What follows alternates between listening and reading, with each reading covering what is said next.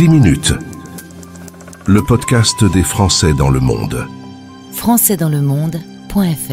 Bonjour les auditeurs, aujourd'hui nous allons très loin dans un pays, un territoire magnifique, en Polynésie française. Bonjour Thomas. Bonjour Cécile. Ravi de pouvoir t'inviter à développer un peu sur cette aventure magnifique. Alors Thomas, tu viens du sud de la France, de Montpellier. Qu'est-ce qui t'a amené en Polynésie française? Raconte-nous un peu.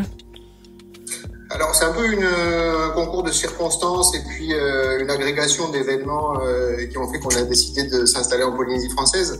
En fait, l'idée est partie de mon épouse qui avait toujours un vieux rêve, c'était de découvrir Tahiti, et on a eu l'occasion de s'y rendre il y a plus d'une dizaine d'années maintenant en voyage d'agrément.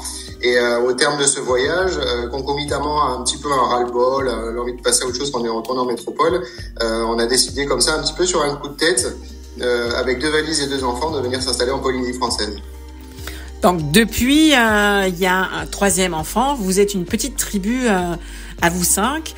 Qu'est-ce qui te touche le plus dans ta vie en Polynésie française? Qu'est-ce qui est le plus difficile ou le plus fluide? Alors, ce qui est le plus appréciable en Polynésie française, c'est que, alors j'insiste un petit peu sur le nom, sur le mot français, qui dit que quand même on est un petit bout de France perdu au milieu du Pacifique.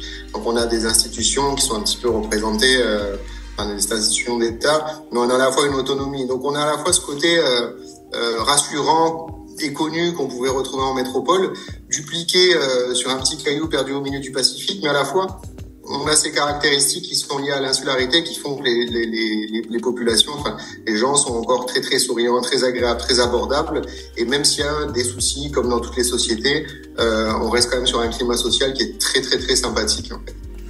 Et intégral, on s'intègre très facilement en réalité. Alors oui, justement, cette intégration, vous arrivez de Montpellier en famille. Comment ça se passe au début? Il y a une phase de découverte où il faut se loger, acheter une voiture, trouver du travail. Mais en réalité, pour nous, on a eu la chance que ça se passe très rapidement. Évidemment, il faut un petit peu d'économie en amont pour pouvoir se fournir en équipement. Mais tout s'est fait rapidement. On a trouvé du travail assez vite. Et on a pu s'intégrer aussi par ce biais-là dans le tissu économique social de Tahiti. Au niveau de la vie de famille, comment ça se passe? Qu'est-ce qui est fondamentalement différent avec les enfants, le rythme de vie, les horaires? Alors, je vais un peu casser un mythe, c'est que sur Tahiti, Papeete notamment, c'est la capitale, donc c'est un peu une grande ville, avec les inconvénients des métropoles, donc beaucoup de bouchons, un trafic assez dense le matin. Donc au niveau de l'organisation de la vie de famille, c'est sensiblement comparable. Ça reste quand même plus cool parce que même sur les mois de décembre, les enfants sont habillés légers. Donc la logistique, domestique est allégée. Maintenant, les structures d'accueil des enfants sont sensiblement différentes, notamment au niveau de tout ce qui est crèche, garderie, périscolaire, où c'est moins bien organisé, je dirais, et beaucoup plus cher qu'en métropole. Donc quand on n'est pas entouré d'une famille, une tati, un papy, une mamie qui peut prendre le relais, ça peut être compliqué quand on est isolé. Ok, donc des défis qui sont différents des parents en métropole. Comment justement vous avez réussi à surmonter ces défis en tant que toi, en tant qu'individu, en tant que famille, pour trouver un rythme différent, mais où vous pouviez trouver finalement une façon de vivre qui corresponde à tout le monde? Ça s'est fait assez naturellement. On s'est adapté. En fonction de, dans tous les cas, le premier jour lorsqu'on est arrivé, c'était le jour de la rentrée. Donc, on a un des enfants qui était déjà scolarisé, qui était en âge d'aller à l'école. Donc, il est très petit, il est allé à l'école le premier jour. Il y a eu un petit temps d'adaptation parce que les accents sont différents, etc. Mais les enfants ont cette faculté qu'on n'a pas forcément des fois nous, qu'on a en tout cas perdu, c'est qu'ils s'adaptent très très vite. Et eux font pas la différence entre origine, ethnie, sociale, économique, etc.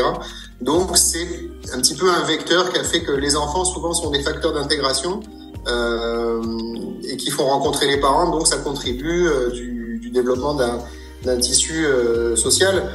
un tissu social qui est un petit peu entre guillemets précaire. Et c'est l'un des inconvénients de la Polynésie, c'est parce qu'il y a beaucoup de familles, de personnes qui sont là pour des temps donnés, notamment les fonctionnaires d'État qui viennent pour 3 à 4 ans. Donc il y a toujours une rotation sociale, on va dire.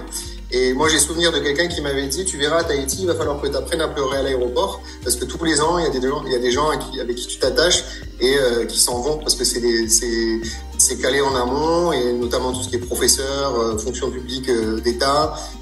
C'est des personnes qui restent pour 3 ans, ils n'ont pas la possibilité de prolonger. Donc, au terme de cet engagement, c'est un départ. Donc, c'est un petit peu comme ça. Et à l'inverse, les personnes qui habitent sur place, qui sont là pour des temps plus longs ou indéterminés, parfois ont un peu de réticence à s'attacher, entre guillemets, parce qu'ils craignent justement de devoir s'attacher pour... voilà, donc il faut faire avec. Et bon, la plupart du temps, ça se passe très bien. Mais il faut avoir à l'idée qu'il y a ce va-et-vient un peu émotionnel annuel, on va dire. C'est un défi que vivent nombre d'expatriés, soit des expatriés en tant que tels, ou les gens qui immigrent, par exemple, au Canada ou dans d'autres pays. Effectivement, il y a ceux qui rentrent ou qui reviennent. Après, c'est particulièrement marqué ici parce qu'en général, notamment tout ce qui est fonction publique ou armée ou militaire, il y a beaucoup de militaires en Polynésie, voilà, c'est des périodes de 3 ans, et il n'y a pas de possibilité de retour, c'est administrativement en tout cas. Donc voilà, c'est comme ça, on s'en accommode. Lorsqu'on est arrivé, on avait toute une bande d'amis qui s'est complètement désagrégée du fait du départ. Donc c'est un peu des petits deuils à chaque fois, et des fois ça peut être un frein, on va dire, à s'engager sur des relations, et parce qu'on craint justement ça. Ok. Au niveau professionnel, parce que c'est un vecteur d'intégration extraordinaire, le milieu professionnel, toi, tu es agent immobilier ou tu travailles dans l'immobilier. Est-ce que tu peux nous en dire plus? Alors, pour moi, ça a été j'avais une expérience en métropole, dans des grands groupes, etc. J'avais une vision globale de l'immobilier, avec des mécaniques, notamment en ce qui concerne le volet commercial, qui étaient transposables. Après, on sait que l'immobilier, c'est un métier de quartier, un métier de réseau. Et c'est sur ces volets-là, sur ces deux volets, donc sur la proximité et le relationnel, qu'il a fallu tout reconstruire. Maintenant, en termes relationnels, la Polynésie a ça de bien, c'est que l'approche de démarchage est beaucoup plus agréable et beaucoup plus sympathique en métropole, où les gens sont peut-être moins accessibles du fait du stress, du froid, du cloisonnement des maisons, voilà. Alors tu t'es lancé, tu as commencé comme employé, si j'ai bien saisi, et maintenant c'est ça, ouais. Et maintenant tu t'es lancé, t'as lancé ton entreprise. Parle-nous c'est quoi le nom exact de ton entreprise? Alors, agence immobilière qui a maintenant 2 ans d'existence, elle s'appelle Hémisphère Sud, pour la simple et bonne raison qu'elle s'appelle Hémisphère Sud. Et on n'avait pas envie d'avoir un nom local, endosser un pseudo costume local avec des noms vernaculaires, si je puis dire, etc., pour garder un petit peu notre identité.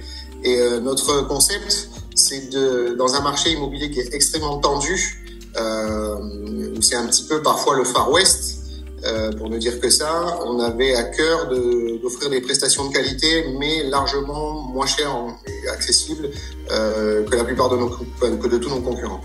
Ok, donc c'est au niveau de la commission que c'est différent, ou de l'approche globale? On s'est positionné pour être les moins chers du marché. Ok.